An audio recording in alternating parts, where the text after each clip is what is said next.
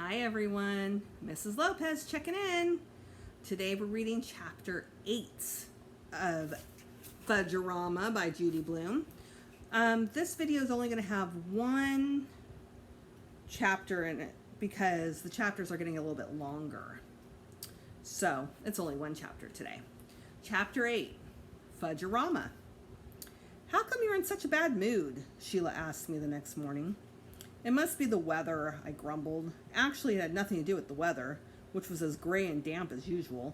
It had to do with my brilliant idea from last night. Somehow, when I woke up this morning, my poison gas story sounded really weird. I wasn't sure Jimmy would buy it. And where would that leave me? After breakfast, I went back to bed. Dad says falling asleep when your body's not tired is a way of avoiding your problems. Maybe he's right. Because when I woke up an hour later, I still didn't know what to do about Jimmy. I looked out the window. The sun was making an effort to break through the clouds. Maybe I shouldn't worry yet, I thought. A lot can happen in a week. The Tubmans might decide they've had enough of Maine. They might be gone by the time Jimmy gets here. I got out my baseball cards and went down to the porch. I was laying them out alphabetically by player's last name when Mitzi showed up. I still can't believe Mitzi's grandfather is Big Apfel. I wonder why Mrs. A didn't tell us about him. Unless she's sick of people falling all over themselves when they find out who he is. I suppose I'd feel the same way if Dad were famous. Mitzi looked at the baseball cards. That used to be Grandpa, she said when she spotted Big. What do you mean, used to be, I asked. He's still your grandpa, isn't he? Yeah, but he's different now. He's more fat. He was probably a lot younger when they took this picture, I said, holding up the card. She nodded. Where's Fudge? He's planting a garden with the babysitter. Where's the garden? Behind the house. Will you take me? I started to tell her to go by herself. After all, she'd walked all the way to our house on her own. But she looked at me with those big eyes. Sometimes monsters live behind houses, she said, and I didn't bring my monster spray. Monster spray, I asked. Grandma makes it for me. It's a secret formula. When you spray the monsters, they melt. Sounds like an interesting product. Dad would have a field day with it, I thought. He's in advertising. Commercials are his business. I could see it now. Mitzi's Monster Spray. Made from a grandmother's secret formula. Spray twice a day and melt your monsters away. Mitzi held out her hand.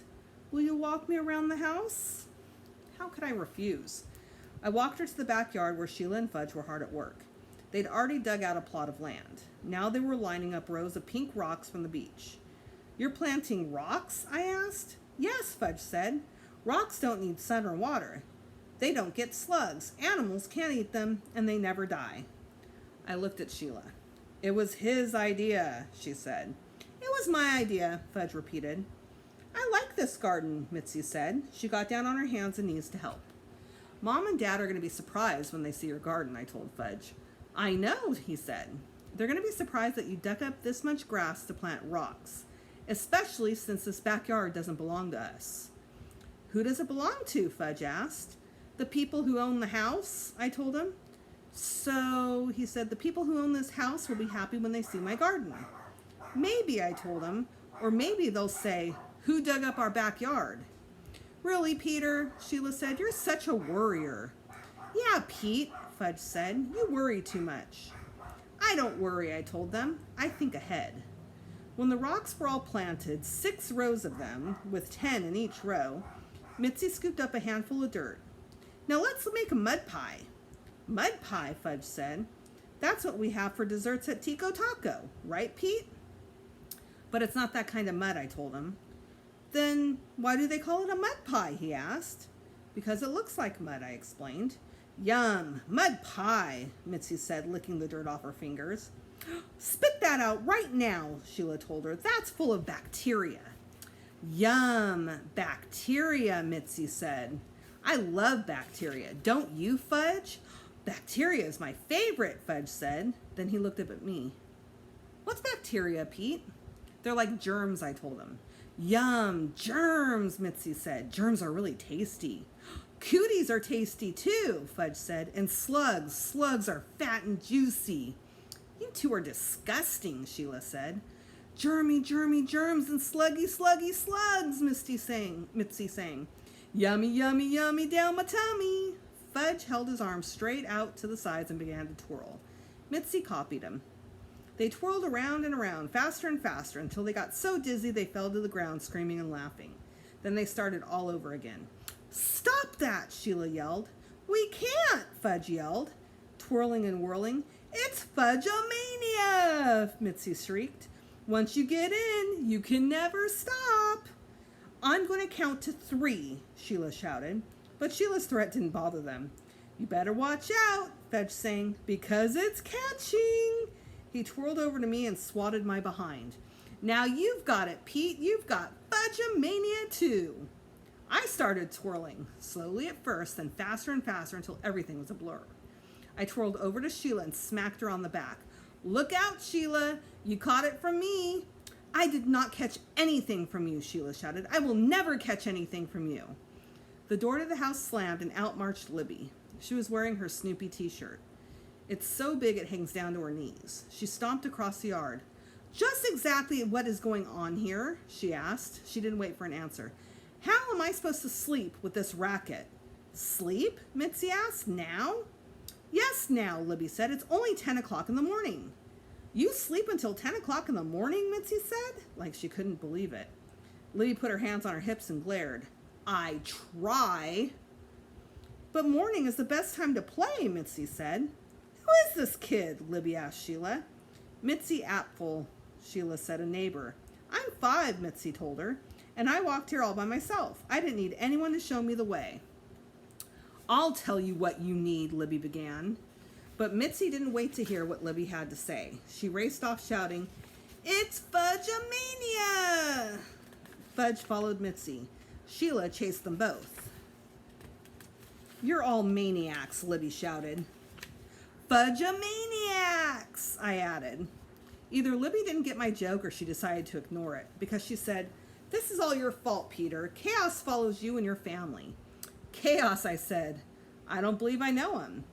That got Libby really mad. "Chaos," she yelled. "A state of utter confusion or disorder."